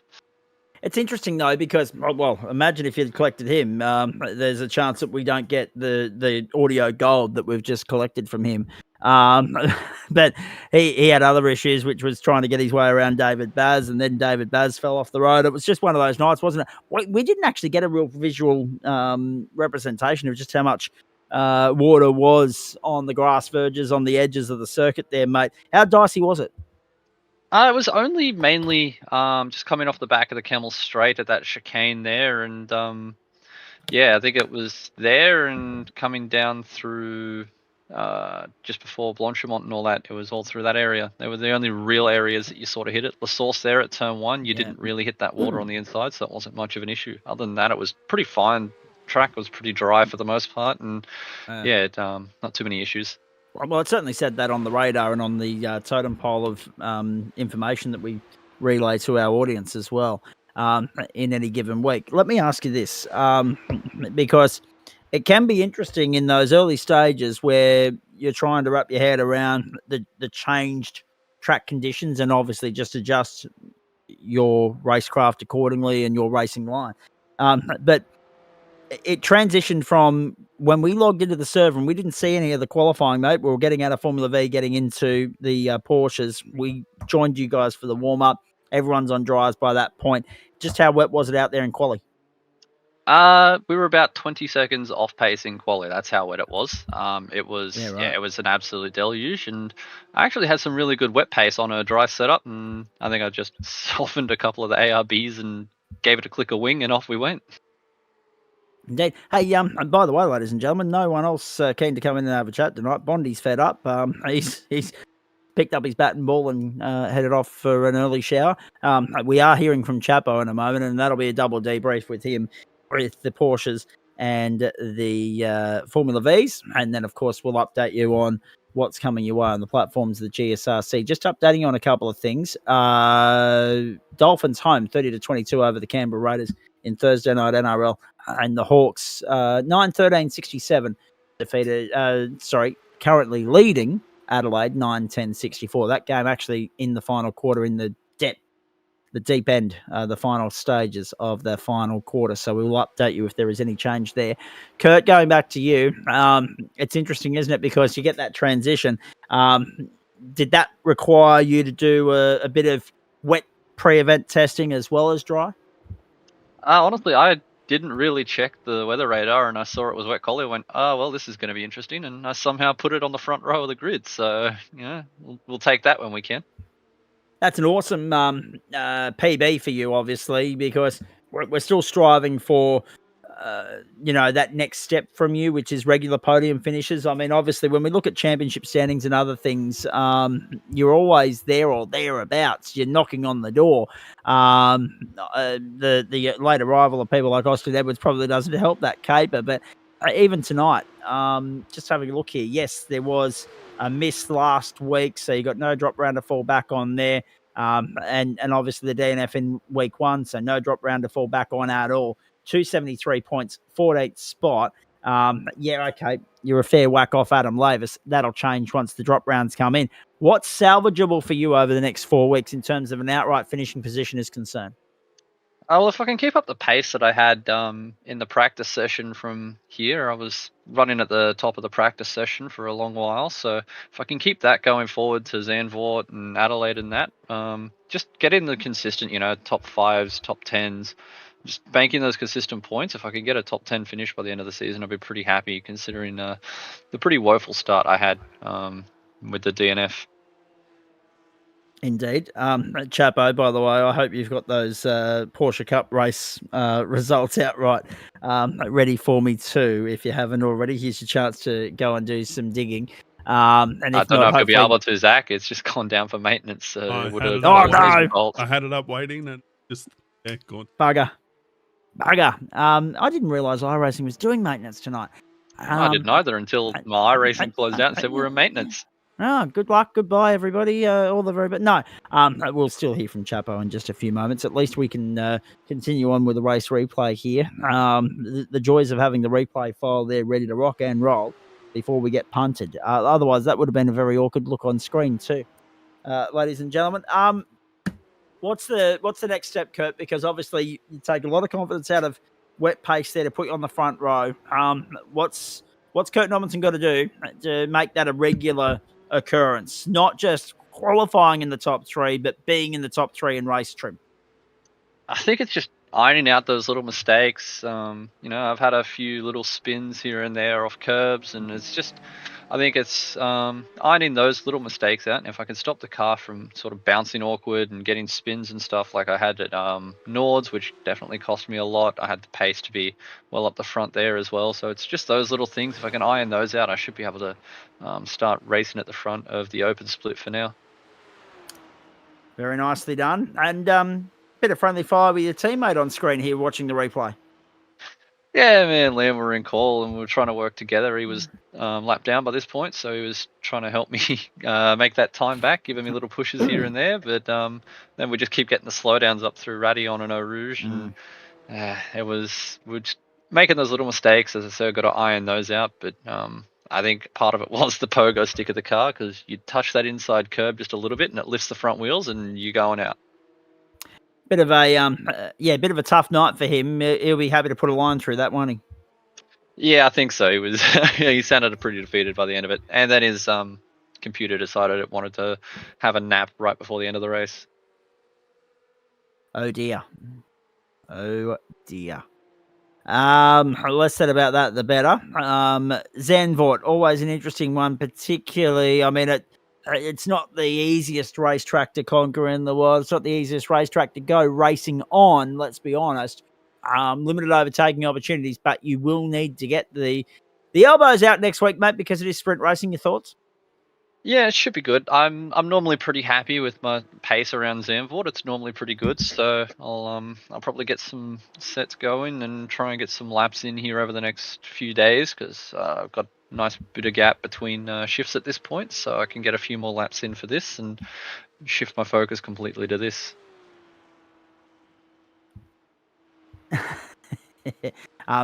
Andrew Neal and I, by the way, ladies and gentlemen, I've only just seen his message come through into my Discord inbox. Great minds think alike, Neely. I was well ahead of you. I already had that covered. It's good to know that you noticed the same thing glaring out on the screen as I did, though. I was scratching my head for quite some time, thinking, "What on earth?" Has one of his mates put that in there? Well, yeah, exactly. We're wondering if that might have been a stitch up or not. It wasn't. It definitely wasn't, by his own admission. How good a sport was Austin Edwards. Hey, Kurt, what's next for you, please? I'll just be back here next week. That'll be the main thing. Is if I can, spend the time over the next week and get ready for next week, I should hopefully be able to chase Austin down at Zandvoort and hopefully give him a good run for his money. Any other racing opportunities between now and then elsewhere? Might do some NEC this weekend, do some more driving in the Porsche Cup at the ring, and just get more seat time in this car, the better. Learning how it bounces off the curbs and all that. So that'll be the main thing. Is just the more seat time in this car, the better. All right, very nicely done. Any officials on your radar in the next short while? I know we had NERBS 24 a couple of weeks ago. Yeah, it'll just be the NEC 4 hour just to do more laps in this thing. That'll be about the main thing. The officials don't really do it for me at the moment. Too many people would try and wreck you out and things when they get upset with you, so it's just not worth the headache. Majors 24, Le Mans just around the corner as well. Yeah, looking forward to that. That's always a fun event, and I love racing at majors. All right, very nicely done. I think I'm about to get that intel I was requesting from one C Bond from Gunder Guy as well, ladies and gentlemen. So stand by for that. It'll be very interesting. All right, very nicely done, Kurt. Appreciate that. Great to have you in the booth. Good to catch up. We missed you last week. Good to see you back out there. Good to see that you'll be back out there for the rest of the season as well. Go well. Too easy. Thanks, Zach. Anyone you would like to thank before I do let you go? I forgot about that. Sorry. No, you're good. You're good. Give me just 1 second. Some of our drivers have this already just preset on a side screen for us, Kurt. But that's all right. Yeah, I did, world. but I had someone message me, and I had to click back into so I could see it again. I just want to thank the sponsors from our Revolutionary Racing, AITX, Shield Coat, Sud Speed, Kibby, Slady's Glossworks. All right, very nicely done, mate. Great to catch up with you. Thank you for that. Go well. Enjoy the rest of the night. All right, thanks, Zach. Interesting. All right, so I opened Bondi's Snapchat here, Chabo, in the hope that I'd get some sort of intel from him, some sort of explanation as to what the hell's going on. His little world's imploded, and all I got was the lights off in the bedroom. He's tucked up having an early night. He has properly had a gutful. So, speaking of having a gutful, should we talk Formula V first?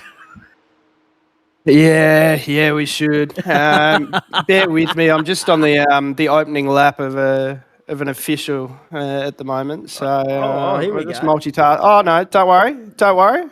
It's kicked us all out thanks to the iRacing maintenance. Oh dear. Yeah. What the hell? Wow, that there can't you have go. been planned. If anyone's having officials on Wow. right now, or other racing on right now, there can't have been much communication with regards to this. No.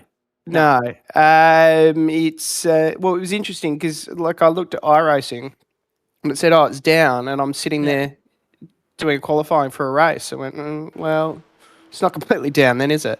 That's exactly right. But no, now it's going to kick us out, so that's all right. I'm glad I did that qualifying. It was a good use of my time. Good waste of time. I was actually just having a look. It was unplanned emergency hotfix going in. Unplanned emergency hotfix. Yeah, well, an See, critical issue problem with 2020. I'll tell you what the Right. critical issue is. It's their communication, by the sounds of it. No, I won't say anything more facetious because I might get kicked off air myself. Listen, in saying all of that, I actually want to go back to last night. Last time. Yeah. Because the bat and the ball got packed up early from you. We were a little bit surprised as to why, but there was actually a logical explanation. We just didn't get it from you until about 5:30 this afternoon. Yes, no, that's true. Yeah, I mean, I've just been jumping in on the 86s when I can, yeah, the fellas were jumping in a B open race for the Xfinity O'Reilly cars, and I need to do some practice around there. So no, I figured I'd jump into that instead.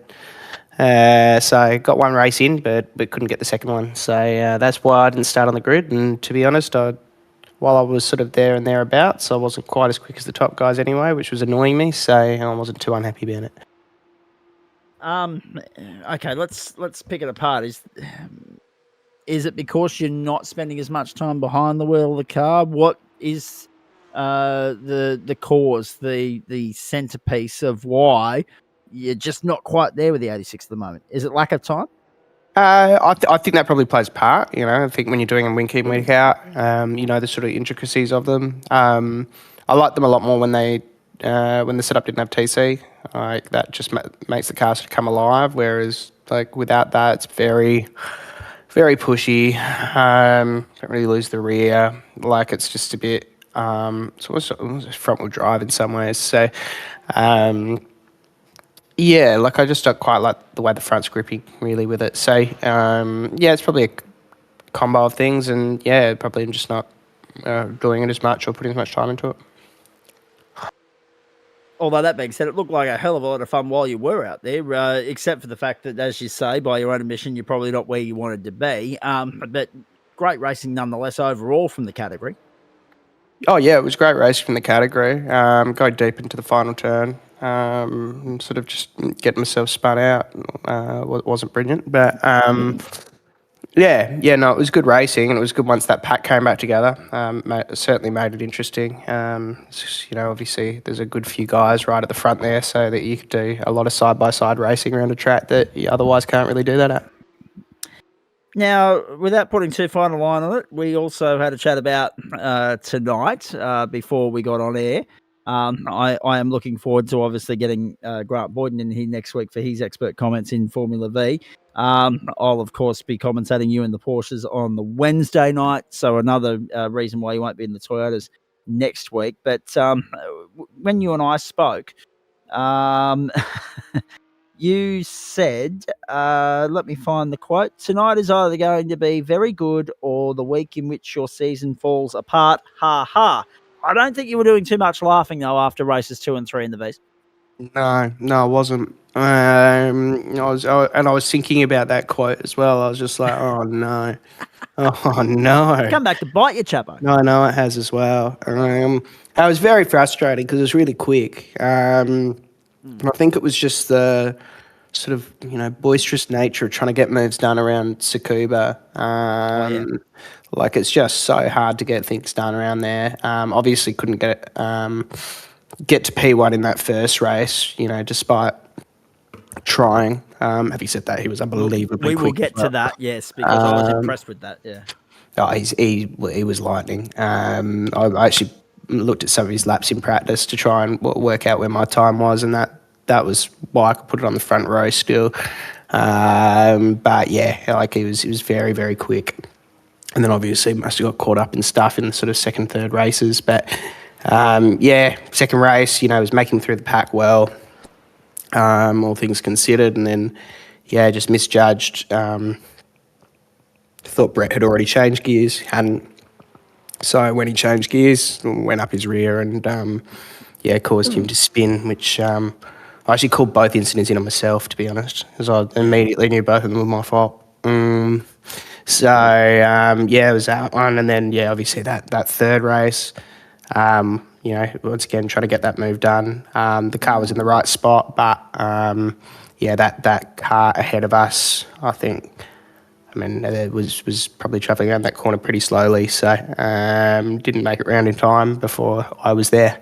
So, yeah, is what it is. Penalties are deserved there. There's no real contest, sadly. No, sadly. But yeah, from what was otherwise a pretty quick night, yeah, I've made a bit of a hash of it.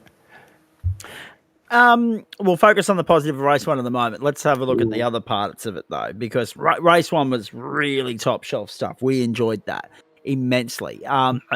Races 2 and 3, though, yeah, it's unfortunate. Bit of 10-pin bowling, obviously, when you collected 2 for the price of 1, 15-second invoice. It dropped you down to, I think, 8th in the end, so not as bad as it could have been. Had it been a different track, had it been a bigger field. Tough circuit to navigate, really highlighted that. Yep, sure, some good opportunities around from the exit of the infield right around to the end of turn 1, that back straight, front straight section. But really, you had to work hard for your stripes in all of that.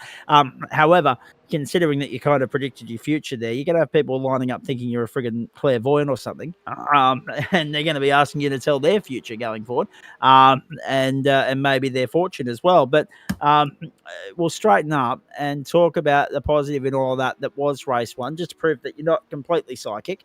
Because, I mean, Alex has brought some magnificent pedigree to the table. You must have been delighted to be able to go with him, albeit disappointed that you weren't able to find a crack in the wall. That was his defense of you. You reeled him in, you caught him up, you just weren't able to gobble him up and spit him out. Great performance, and really best of the rest, considering that he's not in championship contention. That's as good a result as you could have hoped for. Yeah, it was. I just couldn't find a play past him, and yeah, those first few laps, it was like, okay, let's just try and hold on here because he's just flying. And yeah, once we're able to reel him in, it was like, okay, well maybe there's a chance, but you know, it's a Cooper. If you've got a good driver ahead that knows how to defend the right spots, you're not getting past. You know, even in a Formula V, it's just not how it works. So, yeah, he did the job, and it was a good race, and you know, we did our best to try and get through, but just couldn't get it done. So you know, I was happy with that performance all in all. Brands Hatch next week. These last 4 rounds, it just screams top shelf, high quality Formula V racing. Brands Hatch, Barber Motorsport Park. Then in there is Willow Springs, which is one of the great underrated wonders of the world. And then, of course, off to the Bend. Yeah. Fingers crossed we can push forward. I mean, I've had a couple of pretty rubbish rounds now that don't, you know, just haven't managed the sort of risk, I guess, too well. I mean, last round was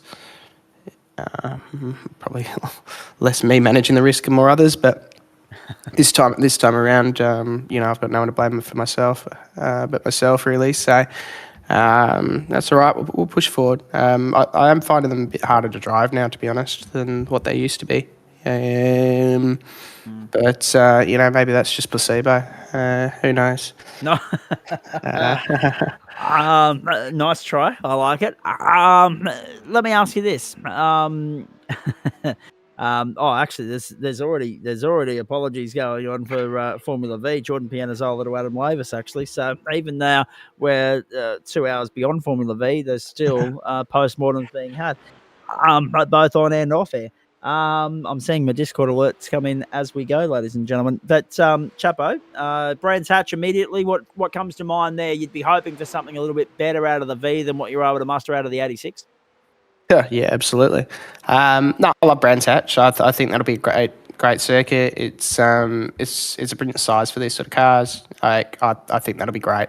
I'm looking forward to it, and I'm hoping that, yeah, I'll be able to pull out a half decent result again on a circuit that I do quite like. So yeah, fingers crossed we can start building back on that lead, because I don't know where it will leave us tonight. I think we'll probably still just be clinging on, but probably not by a huge amount. All right, very nicely done. Hey, appreciate that. Before we go any further, we will turn our attention away from just updating you for those of you that are tuning in and joining us for the first time tonight.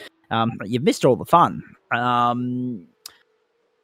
Because we've wrapped up both Formula V and the Porsches for this week. You can go back and watch replays via our YouTube channel, of course, and Facebook for the next 30 days at least. We are in the middle of debriefing everything, including giving you the full-time score from Launceston, where Hawthorn 10-15-75 have prevailed over the Adelaide Crows 9-12-66, Hawthorn by 9 points in the end.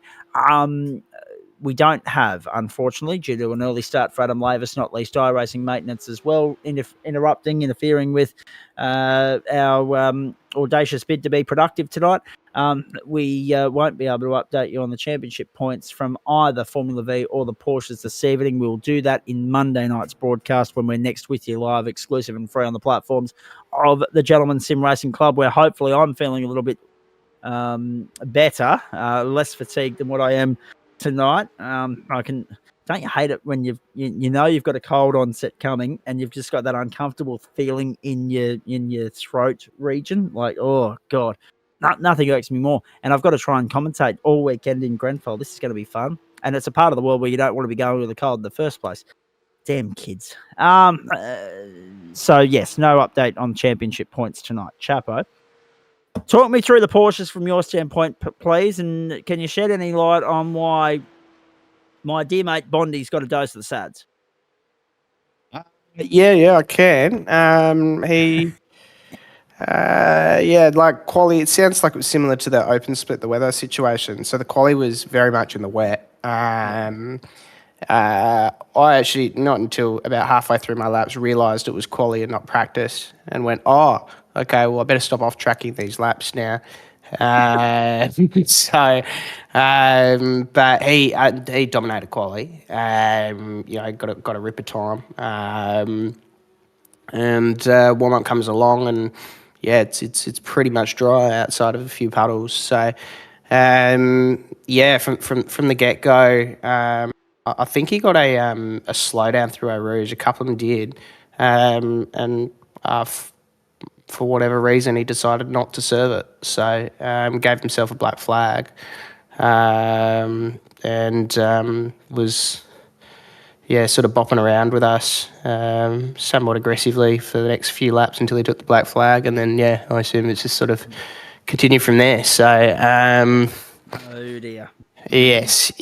As far as I could tell, it was self-inflicted, but I'm not sure. Regardless, I took the win, so I was happy with that, and that was despite a iRacing error when I was leaving the pits. So everything started freezing up on me. Oh no. As I'm coming out of pit lane, I'm going, oh crap, like hit the brake, that sort of thing, and I was getting like 1 frame a second for like 5 seconds. I was like, what am I doing? What happens? And then it sort of fixes itself. I went, okay, all right.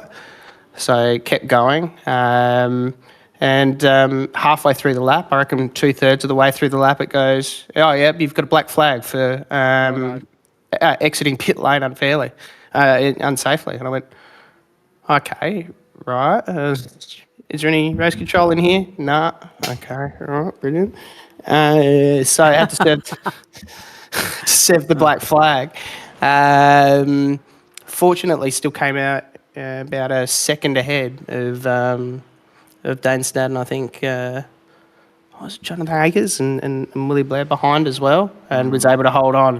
But so I had to serve a black flag on the second to last lap for another racing error. So we'll take it. I was ready to be absolutely ropeable walking into this box after serving that black flag, but somehow I was able to still stay in front. We like it when you're nice and spicy in here on a Thursday night. We enjoyed last week, so we were ready for that.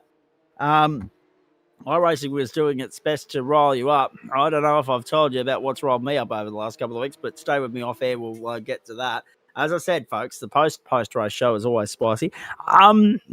Talk to me about, so overall results, who was in and around you, who was ahead, who was behind, what happened?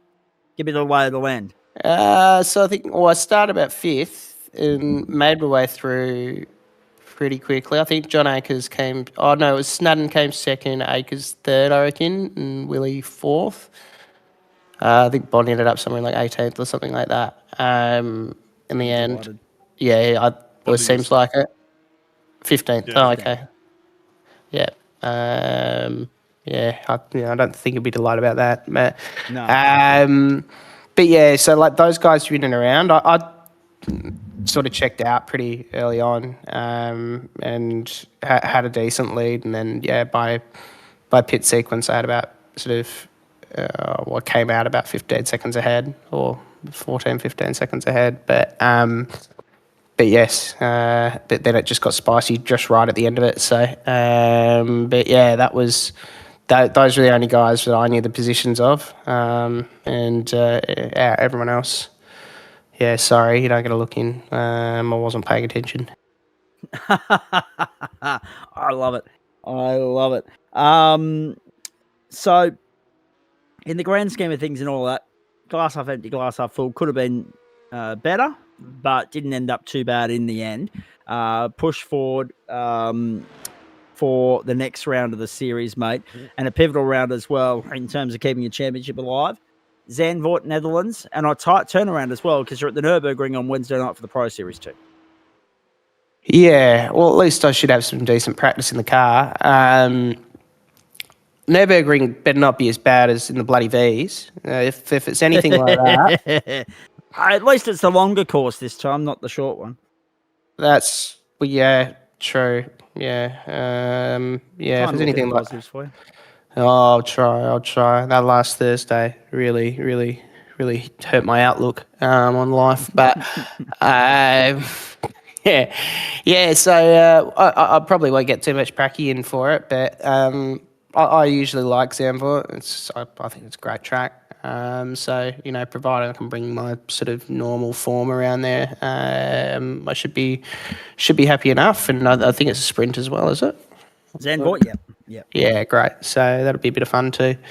Not super easy to overtake, obviously, but bring a bit of strategy into it. So yeah, that should be fun, and hopefully a little bit more of a cushion now as well after tonight's race. So as I've told Jim Private, I need to build a bit of a cushion. So yeah, we'll see what we can do. I love how we're just divulging all the private information on air this evening. It's been a very open and sharing and revealing sort of night, hasn't it? Very good stuff. What else is on your racing radar the next few days, please? I'll probably be running B Opens around Charlotte. I quite like that track, so doing a bit of NASCAR around there. Might even jump into a few P-Cup races in the Porsche as well. We'll see if I've got any time. Oh, well, I could. We'll see. We'll see what the iRating looks like afterwards. And then what do we got next week? Yeah, a bit of NASCAR, the standard stuff. So, and I'll be back on Thursday. And obviously, hopefully you can keep the V Championship intact as well, mate. Oh, well, I mean, I'm doing everything I can to not do that. To come in with pace, and then including pissing off overseas towards the end of the term. Are you not doing that again, please? Oh, I might be. We'll see. We'll see. Chabo could potentially be about to deny himself another championship, ladies and gentlemen. He's done that before. Another 2 potentially, and I've done that before as well. So that'd be good. Imagine going from a double to throwing away both in one night. That would be great. Old habits die hard, don't they? They do, don't they? They do. I've lost more from going overseas than I've won. But that's all right. I'm sure I'll be having fun and spent more as well. Yeah. Oh, mate, these are low cost destinations. I probably spend more here. That's fine. We'll see how we go. Probably will have spent more. Fingers crossed. Not completely popping it out, but yeah. So we'll see. We'll see. But we'll have to keep pushing a bit, I think. My recent V activity, despite being quick, has not been It's not been good for the points. Successful. No. No, and I was really clean in the V's for a long time as well, and now I've got myself a couple of pens, so I'm not happy about it. So, Don't doubt that. no, so anyway, we'll see what we can do. I think it's time for us to wrap this up. I don't reckon I'm giving you much good content here, Zach. No, it's certainly not as good as last week. No. I was hanging out for it too, Chad. I'm not angry enough. I didn't come in absolutely spitting anger. I mean, this was my fault, and then I softened it up with a decent win in the Porsches. So I think if I've been taken out of the Porsches by an iRacing error, then we would have come in with a bit of watershed activities. But that's all right. I've mellowed, It's all right. We mellowed him quite nicely last week in our post race show, ladies and gentlemen, because we noticed how quickly he traded the violin for a trumpet when we started changing the topic from motorsport to politics. I'm not doing that this week. We will talk about other matters, however, because there's a bit to pick apart. However, can I stress this as well? We will wrap this up very shortly. Before I do, final thoughts from you, please, Mr. Andrew Neal. Nice to have your company in the booth once more. You're not here next week, but you will be in a fortnight's time for the last 3 rounds of the season. Yeah, no, not here next week. Yeah, final thought. Good racing again. Well done to Austin. And well done to you. Thanks, Mark. Yes, not bad in the end there for old Chapo, despite the the transit down pit lane that wasn't in the script. Now, plenty coming up over the next few weeks for you, ladies and gentlemen. But let's focus on this weekend more specifically before I get to what's on the way on the platforms of the Gentlemen Sim Racing Club. New South Wales and ACT and the Super Rugby tomorrow night. The AFL continues. Dreamtime at the G. We've got, that reminds me, I need to set that up to record. The Scott Pendlebury game on Saturday will, of course, be the epicenter of a big day of AFL. Suncorp Super Netball. The Racing Autumn Carnival or Winter Carnival now continues. The taxis in Tasmania. The A-League Grand Final from across the ditch in New Zealand, of course. Auckland up against Sydney, 5:30 Eastern on Network 10 on Saturday afternoon. Then, of course, we get into the stuff that really matters. Day 1 of the French Open on Sunday night. Monday morning, Indianapolis 500, Canadian Grand Prix, Coke 600, and we're back Monday night. We do it with thanks to Waste Options, Trophy AI, merch.tgsrci.com/graphics and Disruptive Labs. That was Thursday night Motorsport for you live, exclusive and free across Facebook and YouTube. Kurt Nomenson's departed. I thought he was sticking around for the post-race show as well. Not to be. Maybe he's realised that with Chapo, he's not likely to get a word in either. Let's look ahead for you. That's what's coming your way. Road America tomorrow night. 75 minutes worth of Gentlemen's Endurance Championship action with thanks to Disruptive Labs. No broadcast, 8:30 Eastern is when it gets all underway. 75 minutes, about 200 kilometres worth of racing around Elkhart Lake, Wisconsin. Monday night, we are back. But before that, there'll be a wheel spin to determine the car of choice for Saturday night's Mountain Men Expedition around Mount Panorama. About the 32 laps there, 8 p.m. Eastern Standard Time. Monday, week 7 gets underway. Drop rounds come into the equation, Chapo. After the last couple of weeks, I cannot wait to see what the picture looks like there. Once those drop rounds are applied and thrown into the mix, that's going to rattle things up. And, of course, it's going to separate the pretenders from the contenders and give us a whole new picture, a whole new look of what it all looks like, and a whole new view of what it looks like, I should say. I'm struggling as well. Is anyone else feeling fatigued at the moment? It's been that sort of day. But, yes, looking forward to seeing how all that paints a picture for what's ahead for the final 3 weeks. That'll really spice things up quite nicely. Be here next week. Now, Monday night we start. I'm excited about this too. Wings and Slicks Formula 3 Circuit Gilles Villeneuve, Montreal, Canada. Straight after Formula 1 packs up and buggers off, we're there. 2 sprint races, 10 and 15 minutes the journey. Dan Yeoman with me for that, 7:25 Eastern Standard Time. Then the Magny-Cours in France, 8:25 Eastern, 60 minutes the journey. And we hope you'll join us for the Pro Split broadcast there. That is the last of the 60-minute races as well, boys, because then we go to sprint rounds week 8 and 9, and then the Enduro 90 minutes from Le Mans in week 10. A lot of real-world alignment, actually, in this campaign. I'm liking that. Not so much from the GT3 standpoint, but from the fact that the Porsches were there around the time of the Nürburgring 24, We've had 2 rounds in Formula 3 that have aligned with Formula 1 Grand Prix. And, of course, the GT3 finale straight after the 24 Hours of Le Mans wraps up. Committee choice Tuesday night, late model stock, Road Atlanta. Hope you can join us for that. The server opens at 7 p.m. Eastern. It'll be a 40-minute race after practice and qualifying, of course. Wednesday night, now, I have no idea who's here. It'll be hopefully Dan Yeaman and Adam Lavis. It'll be Adam Lavis and someone. And if we can't bring it to you live, for whatever reason, we'll bring it to you delayed.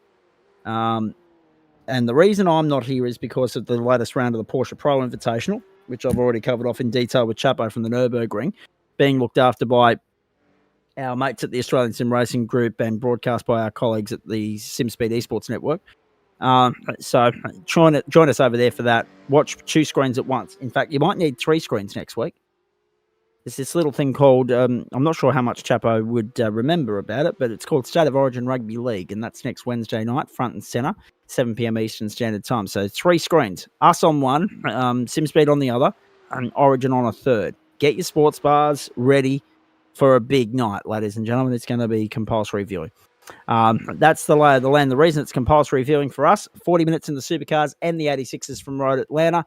It's a venue that never disappoints. Whenever we take racing there, it delivers. Much like when you think about some of the other circuits, Road America, Mount Panorama, Sandown. It doesn't matter what car you take there, it's compulsory viewing. 7:25 Eastern Standard Time if it's live. Thursday night, Matt Schmidtke here with me for the double.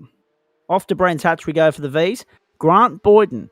Finally, we've made it happen. He's joined the server. He's in the house. He will be here to give us a little bit of intel into Chabo's opponent in race 1 tonight, Alex, of course. He's going to be here to lend his vocals and do some play-by-play with me. He insisted today, he said, I'm going to follow you. You do play-by-play, you do the lead. I'm not taking your place. I'm following you. Too right. I can't wait for that. I've known of Grant Boyden's work for the better part of a quarter of a century. Everybody has. And he's going to come and lend his vocals to our magnificent little club for a night. In the Vs, and looking forward to getting his thoughts on all of that and just the overall picture of sim racing and motorsport in this country at large. He's got vast experience, so it'll be great for us to have his insights, and it'll be a good little promotional tool for the club as well, because he'll no doubt share the crap out of it on his socials. So we're looking forward to having him here as we go to Brands Hatch. The start of 4 big rounds to end the campaign in Formula V with thanks to Disruptive Labs. 7:25 Eastern Standard Time, compulsory viewing. Be here, and we're going to hear from, instead of having him in the comments section, he's going to be in the booth. You're going to hear him in person, in voice, in full flight. So Grant Boyden and I to bring you the Vs. And then very thankful to everyone that's been able to work together to facilitate that too, by the way, not least Grant himself, of course, making himself available, putting his hand up and saying, I'd love to come along. Then we go to Circuit Park Zandvoort for a sprint round on the first of a couple in the next few weeks for the Porsche Cup. And we'll again split that because we'll have race 1 from the Open Split, race 2 from the Elite, and hope you can join us 8:40 Eastern Standard Time. But because Matt Schmidtke is doing it all holus bolus, go to way, no split in the broadcast next week. So it'll be all in one, which is par for the course around here. But of course, with a shortage of staff and personnel at the moment, we're making it work with the baton change quite beautifully. It's a seamless baton change on a Thursday night at the moment with Andrew Neal and Matt Schmidtke. Our merch store is open for business, ladies and gentlemen. Not too late to grab some merch. Mother's Day might be gone, but there's still family birthdays. There's still parties you'll be attending. There's still Christmas to plan for. Sorry, trigger alert. I used the C word in May. I apologize. It's the one with 9 letters, not 4. Doesn't matter. It's still a trigger. It's still a swear word in my house. Nearly to be saying that this early in the piece. I apologise.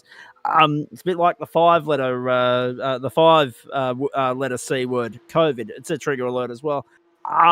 So merch.tgsrci.com, gsrcmerch.myshopify.com. Go in there, grab yourself some GSRC merch and paraphernalia. And prepare for Father's Day even in September. It doesn't matter. It will be here before you know it. This year is just racing on by. And yes, merch.tgsrci.com, gsrcmerch.myshopify.com takes you to the same place. Great range of GSRC merch to get your hands on, including the shirts, the new shirts, the stubby holders, the bottle openers, the bucket hats, the hoodies, the singlets. It's all there. Clear the shelves, ladies and gentlemen, and spread the word about who we are and what we do. We've been here for 6 and a bit years now. We're not going anywhere. We're enjoying it. We're having too much fun. Even with the controversy of the last couple of weeks, I wouldn't trade this for quids. On behalf of the crew here, we sincerely hope that you've enjoyed it. Thursday Night Motorsport across Facebook and YouTube. The V's didn't disappoint. 3 different race winners there. The Porsches, yeah, a bit of a tame affair. But if one thing's for certain, Austin Edwards is a name to watch going forward, isn't he? He tore it to shreds tonight, not just on the circuit, but he absolutely owned the post-race show. He made it his own. That was a stand-up gig and a half from him. We enjoyed that, but it proved as well that tonight, if anything else, we are actually all-inclusive here. We've actually invited the nudist community, and it's fantastic. We look forward to your company Monday. I'm out of here on that note. I'm off to Grenfell tomorrow. If you're heading out there for the Dunlop Kart Stars for karting New South Wales, look forward to seeing you there. On behalf of Andrew Neil, Matt Schmicky, the entire broadcast commentary and production team here, I'm Zach Caban. Have a great weekend, everybody. We look forward to your company after the triple treat on Monday. Until then, it's bye for now.